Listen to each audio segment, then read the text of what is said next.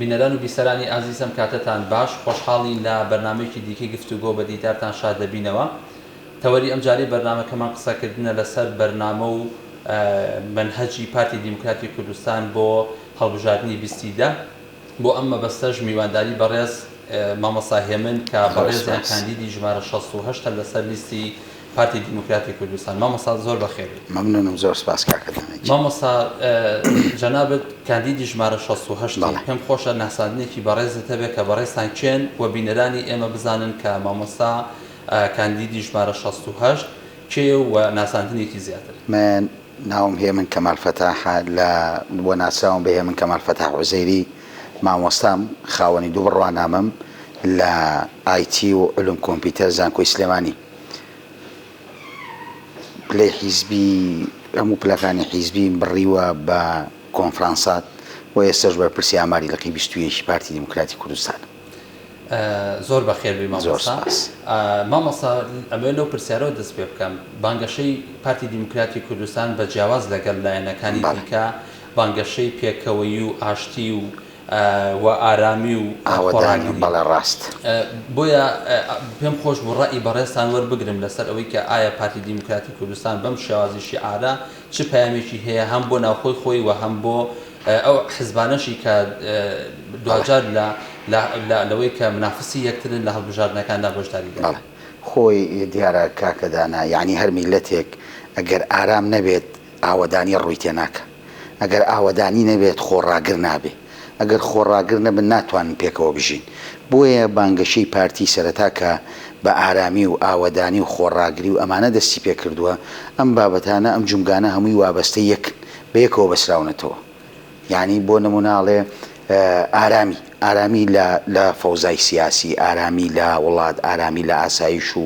پاراستنی خەڵک، ئارامی لە قەوارەی هەرێمی کوردستان. ئەگەر ئێمە ئارام نەبین ناتوانین خۆڕاگر بین. ئەبێ ئارام بین بۆی خۆڕاگر بین، ئەبێ خۆڕاگر بین بۆی ئاوەدانی زیاد بکەین. کە خۆڕاگر بووین قەناعەتمان هەبوو ئەتوانین وڵاتەکەمان ئاوەدانتر بکەین و باشتری بکەین و جوانتری بکەین لەوەی کە ئێستا هەیە. ئەگەر ئاوەدانمان کرد ئەتوانین پێکەوە ژیانێکی وەک ئەوەی کە ئێستا هەیە ئەو پێکەوە ژیانە دروست بکەین لە ناو هەموو ئەم نەتەوانی کە هەن لە ناو کوردستانی خۆمانە. مامۆستا هەندێک لایەنی سیاسی لەم بانگەشە هەڵبژاردنە زۆر ئەتوانم بڵێم زۆر شیعارات و زۆر بابەتی زەقیان کردوێتەوە لەسەر هەندێک دەستەواژە بەکاردێنن، ڕەنگە هەر شێوازێکی زمانێکی زۆر زبر بێ. ئایا ئەمە دوجار دەتوانرێت پێکەوە ژیان لەگەڵ ئەمانە یاخود ئەتوانین بڵێن زیاتر ئەتوانین کار بکرێت لەگەڵ لایەنێکدا کە بەو شێوازە زبرە بۆ بانگەشەی هەڵبژاردن کار دەکات؟ تەسەوور مەکە، ینی ئەوان ئێستا هەیاناڵێ ئەی ڕوخێنین، هەیاناڵێ تر بەسە، هەیاناڵێ کۆتایی پێدێنین. هەر یەک لەم حیزبانە خۆیان نەدەسەڵاتە هەبوون. کۆتایی بە چی هێنن؟ کۆتایی بەوە هێنن کام سەقامگیری کوردستان نەمێنێ، کۆتایی بەوە هێنن کە خەڵک خۆڕاگر نەبێ و فەوزا دروستکە و بچێتە سەرجادە و بەرد بگرێتە دام و دەستگای حکومی و دام و دەستگاکانی حکومی بسووتێنەوە گەوەی کە لە ڕابردووە بینیمان. ئەی ڕوخێنن کە ئەم میلەتە سەربەرز نەبێت، یعنی کارێکی وا ئەمان کە ئەیکەن ئیتر بەسە ئیترەی ڕوخێنین ئەماکەین. بۆ نمونەیەکی نیشتمانی کوردستان خۆی لە دەسەڵات ئەڵێ ئەی ڕوخێنین، چی ڕوخێنێت؟ قەوارەی هەرێمی کوردستان، دام و دەستگاکانی حکومی چیمان لێکەن؟ بەڵام هی ئێمە جیاوازە لەگەڵەوان. بەرنامە و کاری پارتی دیموکراتی کوردستان بەرنامە و کاری نەتەوەیەکی پێ، یعنی قورسایی نەتەوەیەکی خستووە سەرشانی خۆی بۆەوەی ئەم نەتەوەیە بگەینێتە ئامانج ئەگەر لە زەرەری حیزبەکەی خۆشی بێت. باشە مامۆستا، پرسیار لێرەدا ئەوەیە کە ئایا پارتی دیموکراتی کوردستان بێگومان ڕۆڵێکی گرنگ و کاریگەری هەبووە لەوەی کە ئەو شێوازە بەرەو پێشوونی کە لە هەرێمی کوردستاندا هەیە و هەنگاوی زۆر باش بنێت. بۆیە لەم ڕوانگەیە ئەتوانم بڵێم پرسیار بەگشتی ئەمەیە، ئایا ئەو لایەنانی کە ئێستا بۆ شێوازە زمانە قسە دەکەن، بۆ شێوازە زمانی زبرە قسە دەکەن، ئایا ئەمانە وایە نەکردووە کە زۆر جار ببنە ڕێگریش لە بەردەم کارەکانی پارتی دیموکراتی کوردستان بە تایبەت لە حکومڕانی و لە حکوومەتی هەرێمی کوردستان؟ دڵنیا بە زۆر جار بوونەتە ڕێگر بۆ کۆمەڵێک پرۆژەی حکومی. تەسەوەر کە کۆمەڵێک پرۆژەی حکومەت کۆمەڵێک پرۆژەی هەیە لەم سنوورەیە هەتا ئێستا تەواو نەکراون. بۆ نمونە جادەی 100 مەتری سلێمانی، چەندێکە خەریکی نێتا ئێستا لە 140 کارەکانیشیان نەکردووە تەسەوەر ناکەم یان ئەو شەقامانەی ناو شاریا و خزمەت گوزاریانی کە هەیە هەمووی خۆ ئەگەر نەبێت یعنی نیوەی پارەی داهاتی سلێمانی ئەتوان نەمان سەرفکەنەوە لەوەیە بەڵام نەداهاتی سلێمانی دیارە نە بەکارێنن بۆ پرۆژە خزمەت گوزاریەکان کەس نازانێت لەم شارەیە ئەم فەوزا سیاسی ئەم شارە و ئەم بەرەڵاف سیاسی کە هەیە تەسەوڕ کە نە خزمەت گوزاریان پێکرێت نە ئاوەدانیان پێکرێت ناتوان ئارامی ئەم شارە ڕاگرن. مامۆستا یەکێک لەو خاڵانی کە جەنابەت زۆر من ئاگام لێ لەناو خەڵکیدا کاری لەسەر دەکەی بریتە لە پرۆژەی کارکردنت بۆ گەنجان و کارکردنی بەڕێستان بۆ هەژاران و فەقیران بۆیە دەمەوێت بزانم لە کارنامەی پارتی دیموکراتی کوردستاندا چۆن جێگا کراوەتەوە بۆ ئەوەی کە ئەم ئەدیا و فکرەیە کە بەڕێستان هەتانە لە داهاتوودا لە پەرلەمان جێبەجێ بکەن چۆن پامێکتان هەیە کە لەوەی کە بیگەنن بە خەڵکی کە پارتی دیموکراتی کوردستان بەم شێوازە لە بەرنامە و کارنامەی خۆی داباسی هەر بۆ بەرچاوڕوونی بە جەنابتان لە کابینەی نوێی حکوومەتە 9500 گەنج سوودمەند بوون لە قەرزی بچووک و قەرزی گەورەکە حکوومەتی هەرێم یاوێتی پێیان بۆ کابینەی دە و بۆ کابینەکانی داهاتوو کە پارتی حکمڕانیە وڵاتاکە و لە کابینەی دەشا هەر جەنابی کاک مەسوود سەرۆکیایەتی ئەم کابینەیەکە بگرێت لەوە چێ زیاتر و باشتر و چاکتر ببێت ئەگەر ڕەوشی گەنج و ڕەوشی خەڵک باش نەکەین گەنجەکانمان خەریکەنەوەی کۆچەکەن بۆیە پارتی و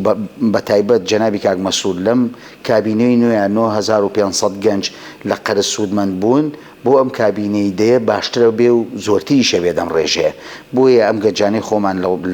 لەم کوردستانەی خۆمانە پەرە بەتوانەکانیان بیرێت نەک بچێت لە دەرەوە ئیشێک بکات کە شایەنی ئەم گەنجە نەبێت لە وڵاتی خۆمانە لەواچێت ئیشی باشتری دەست بکەوێت بووە پارتی لیستی پارتی دیموکراتی کوردستان ئیش بۆ واکات کە وڵات سەقامگیرتر بکات باشتری بکات بەرەو پێشتری ببات بۆ گەنج. مامۆستا هەر لە ڕوانگەی گەنجانەوە گەر بڕوانی نەبابەتەکە بێگومان کۆمەڵە گەنجی زۆر دەبینین ناڕازی ناڕازین لەوانێت لە سیستەمی دەسەڵات بە تایبەتی لە سنووری پارێزگای سلێمانی گەنجێکی زۆر ئەتوانە بڵێم غەدری لێکراوە لەوانێت دەرفەتی کاری بۆ نەڕەخسێنرابێ بۆیە ئەتوانە بڵێم لەم ڕوانگەیە و ئەگەر پرسیار لە بەڕێستان بکەم ئایا چی بکرێت بۆ ئەوی بتوانین ئەم گەنجە زویرانە ئاش بکەینەوە؟ وەڵی کاکە ینی ئەبێت پەرە بە کەرتی ئەهلی زۆر بین دانی کۆمەڵێک کۆمپانیا و یان کۆمەڵێک پرۆژە بکرێتەوە کە تایبەت بێت بە کەرتی ئەهلی بۆ ئەوەی ئەم گەنجانە کەس بینێ بۆ نمونە تەخەڕوجەکە دیان دەستێکی کاری باشە یان گەنجێکی بەتوانایە لە فکرەی پێەیە یا پرۆژەیەکی پێەیە ئەمانە پەرە پێبین لەم سلێمانی لە سلێمانیا وای لێ هاتووە کاکەدانا کەلتورێک دروست بووە ئەگەر سەر بەلایەنێکی سیاسی دیاریکراو نەبیت یان بە دیاریکراوی سەر بە یەکێتی نیشتیمانی کوردستان نەبیت لە هیچ شوێنێکی ئەم سلێمانیا لە هیچ کۆمپانیایەکە جێو نابێتەوە و ناتوانن جێ خۆ بکەیتەوە و ئیشی خۆ بکەیت. کەوابێ ئەتوانی بڵین دوجار گەنجانی ئەم شارە نەحەقیان نییە کە ئەگەر زویر بن ئەگەر پێتاقەت بن لەوەی کە بەشداری پرۆسی هەڵبژاردن نەکەن بەڵام مامۆستا ئەمەوێ ڕەئی پەیامی بەڕێزیشتان بزانم ئەو گەنجانە ئەکرێت بڕیار بن لەوەی کە بەشداری پرۆسەیەکی وەکو هەڵبژاردن نەکەن دوجار گلەیشیان هەبێت نەخێر تەسەوەرکە ئەگەر بەراوردێکی بینی سلێمانی هەولێر بکەین گەنجی هەولێر یعنی زۆر بێکار نین ئەو گەنجانی کە لە هەولێران ئەکسریتیان خەریکی ئیشی و کاری خۆیان و ژیانی خۆیانن با گەنجی سلێمانی بچن بۆ دەنگدان بیستیمان دەنگ بن بە لیستی پارتی دیموکراتی کوردستان بۆ 4 ساڵی ئایندە بزانین پارتی چیەکات لەم سنوورەیە بزانین پرۆژە و بەرنامە و پلانی چییە بۆ گەنج ئەگەر پرۆژە و بەرنامە و پلانی باشی بۆ گەنج نەبوو 4 ساڵی ئایندە عقوبەی پارتی بن با 4 ساڵ لەم سنووری سلێمانیا گەنجی سلێمانی ئەو گەنجە خوێنگەرمانە دەنگ بن بە لیستی پارتی دیموکراتی کوردستان بۆ ئەوەی سلێمانیش بکەین بە هەولێر. باشە ئەکرێت بڵین گەنجانی ئەم شارە دوجار ئەگەر دەنگیانە بە پارتی دیموکراتی کوردستان بێگومان بێبەش نابن لۆکو ئەو گەنجانی کە لە شاری هەولێر و دووەکان کە ڕێژێکی زۆر پرۆژە و خزمەتگوزاری گەنجان ئەنجام درراوە کە دوجار ئەتوانم بڵێم بەشێکی زۆر لە گەنجان لەوێت دامەزراون و ژیانێکی ئاسایی خۆیان هەیە ئەتوانم بڵین بۆ سنووری پارێزگای سلێمانیش ئەگەر ئەم جارە پارتی دیموکراتی کوردستان یەکەم بێ لەم هەڵبژاردنەدا بە هەمان شێوە دەتوانێت کار بۆ گەنجان بکات دڵنیام ئەگەر یعنی لە هەولێر باشتریەکە بۆ گەنج لەبەرەوەی پارتی بتوانێت دەسەڵاتی خۆی لەم سنوورەیە لایەنی کەم ئاوەدانی و خۆشگوزەرانی و کامەرانی بۆ خەڵکی ئەم شارە بەردەستە بکات بگرێت لەوە چێت لە هەولێر زیاتر خزمەتی ئەم شارە بکات لەبەرەوەی ئەم شارە جوانتر بکات و ئەم گەنجانی ئێرە وا لێ بکات کە بۆ 4 ساڵی ئایندەی دەنگ بنەوە بە لیستی پارتی دیموکراتی کوردستان. خاڵێکی دیکە کە بەڕێزت کاری لەسەر دەکەی مامۆستا ئەویش بریتە لە کارکردنت بۆ ئەو کەسانی کە کەم دەرامەت و کەسانی لە ڕووی توانای دارایی و توانایەکی دارایی باشیان نیە. کارنامی پارتی دیموکراتی کوردستان بۆم کەسانت شێ واتە ئەو کەسانی کە دەنگ بە بەڕێستە دەن جەنابتە دیژە ئەچیتە پەرلەمان ئەو کاتە جەنابەت چ کارێک دەکەی بۆ ئەو کەسانەوە لە پلانی بەڕێستا ناچوانە؟ ئێمە وەکو لیستی پارتی دیموکراتی کوردستان هەوڵەین بیمەیەک ببڕینەوە بۆ ئەو خەڵکانی کە کەم دەرامەتن لاقل مەقتوعەیەک ینی پارەیەکی وایان بۆ ببڕینەوە کە ماگانە بەشی بژێویەکی بکات بتوانێت ینی سوچێکی ئەم ژیانە لەگەڵی بگرێ و بیبە هەوڵی ئەوایین کە شتێکیان بۆ دابین بکەین لەم کابینەی داهاتوە ئینشاءڵڵا. ئەی مامۆستا ڕەئی بەڕێستان لەسەر ئەوەی کە زۆر لایانی دیکە هەیە ڕەنگە بۆ بەنگەشەی هەڵبژاردن کۆمەڵە شیعاراتی گەورە قەبە هەڵەگرن کە ڕەنگە دوای هەڵبژاردن هەر لەبیر بکرێ ئەو شیعارات کردارینانی کە بۆیە بە کردار سلماندنی ئەم شیعارەتانە کە بێگومانم کە پارتی دیموکراتی کوردستان بەڵێنێک با بەڵێنەکەی خۆی ئەباتە سەر و لە هەڵبژاردننی پێشوا بڕیاریدا کە هەر کار لە کارنامەی پارتی دیموکراتی کوردستانە هەبوو کە مامۆستایانی وانەبێژ کا بە گرێبەست ئەوە بوو ئەنجامی کردی بۆیە هەر جەنابیشت وەکوی کە بەڕێستا مامۆستان لە بواری پەروەردەدا بەڵێنەکانی پارتی دیموکراتی کوردستان جیاوازە لە بەڵێنی حزبەکانی دیکە بۆیە ئەمە ڕێی بەڕێستان لەم خاڵەیە بزانم ئایا پارتی دیموکراتی کوردستان هەوڵی داوە زیاتر ئەو وحدانی کە دەیدا جێبەجێ بکات؟ بەڵێ بەدڵنیاییەوە هەر بەڵێنێک ناکرێت بەڵێن هەیە جێبەجێ نەکردو و ینی لەواچێت ئەم بەڵێنە بۆ ماوەیەکی درێژخایەن بێت جێبەجێکردنەکەی بۆ نمونە دروستکردنی شەقامێکە یان بەڵێنی یاوە کە پرۆژەیەکی خزمەتگوزاری دروستکان پرۆژەیە ناکرێت تۆ ئەمڕۆ دەست پێ بکەیت و بڵێ بەیانی تەواویەکە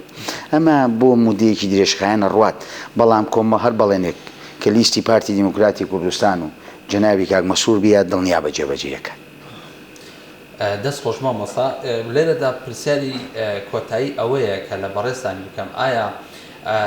بۆکو پارتی دیموکراتی کوردستان بێگومان بیستی دا هەڵبژاردنەکان ئەنجام دەدرێت لە دوای بیستی دە بێگومان پێویست بەوە ئەبێت کە ئەتی هاوپەیمانی و کۆمەڵێک ڕێکەوتنی سیاسی بکرێت لەگەڵ حیزبە سیاسەکانی دیکەدا ڕویای ئێوە بزانم لەسەر ئەوەی کە ئایا پارتی دیموکراتی کوردستان لە دوای هەڵبژاردنەکان ئەتوانێت بە بێلایەنێکی سیاسەرەکی کە یەکێتی نیشتیمانی کوردستانە کە ئەتوانێت حکومڕانی بکایە خود حکوومەتێکی تازە پێک بێنێت لە هەرێمی کوردستاندا کە زۆر جار ئەوان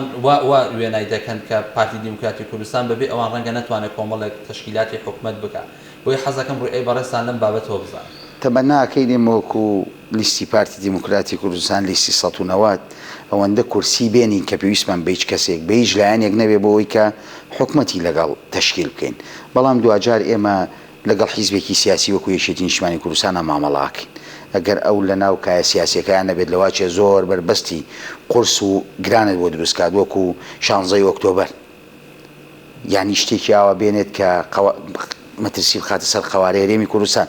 بۆیە ئەگەر ئێمە کورسیەکانمان زیاد بکات قوتمان زیاتر بێت ئەتوانین و کاتە بە زمانێکی تر دانوستانیان لەگەڵ بکەین بە ڕێکەوتنیشی تازەتر بینێ ناو ڕێکەوتنەکە و کابینەی حکوومەتی هەرێمیان لەگەڵا تەشکیل بکەین کابینەی دەیمی حکوومەتیان لەگەڵ تەشکیل بکەین بۆ ئەوەی کە ئەم کابینەیە سەرکەوتوو و باشتر و کوردستان سەقامگیر و ئارامتر بێت تەمە ناکەم خەڵکی کوردستان بیستیدا زۆرینەی دەنگ با بە لیستی پارتی دیموکراتی کوردستان کە لیستی ١٩٠ لیستی ئاوەدانی و خۆڕاگری و خزمەتگوزاری و خۆنە چەماندنە. دووبارە سوپاس مامۆستا لە کۆتایی بەرنامەکەدا گە بەڕێستان هەر قسەیەکی دیکەتان هەیە کە ئێمە نەماکردوای خۆ پرسیارەکەی بێگومان خەڵکێکی زۆر هیوای بە ئێوە هەیە من شایەتی ئەوە دەدەم کە خەڵک هیوا ئاوەتێکی بە ئێوە هەیە لەوەی کە جارێکی تر خۆشگوزەرانی بۆ بە تایبەتی خەڵکی شاری سلێمانی بگەڕێتەوە لەوەی کە کاندیدەکانی پارتی دیموکراتی کوردستان کاندیدی ڕاستەقینەی خەڵکی شاری سلێمانی بن بۆیە ئەگەر جەنابتان دواوتەتان هەبێت لە خزمەتان من تەمەناکەم و هیوادارم وەکو لە قسەکان زۆرجار دووبارەم کردەوە لیستی ١٩٠ دەنگێکی باشێنێەوە لە ناو کاندیدەکەم بەربژێرەکانیشە من بەڵێنەدەم بەو خەڵکەی کە دەنگا بە من بەڵێن بێت دەنگ و ڕەنگی دایکی شەیدان دەنگ و ڕەنگی گەنج و لاو کادری ئەم سنوورە بم دەنگ و ڕەنگی ئەو کە مندامە بمکە چێ دەکەوێت لە بەردرگایەکدا و کەس نییە دەرگای لێ بکاتەوە دەنگ و ڕەنگی ئەو گەنجە بم کە سەر لێ شێوا و نازانێت ڕووبکاتە کوێ دەنگ و ڕەنگی ئەو چین و توێژانە بم کە دەستیان ناگاتە بەعزێ شوێن تەمە ناکەم دەنگم پێ بدەن و منیش لە ئاستی و متمانەی ئەوانە بم و خی گەورە هەموو لایەکمان سەرکەوت و کایشاڵە بەهیوای سەرکەوتن زۆر سپاس کاکە مامۆستا هێمن مەمنونم کاندیدی ژمارە 68 پارتی دیموکراتی کوردستان لە سەدلیستی ژمارە 190 بیرەنان بیسەران سوپاس بۆ ئێوەی بەڕێز و خۆشەویستیش کە تا ئێستا لەگەڵمان بوون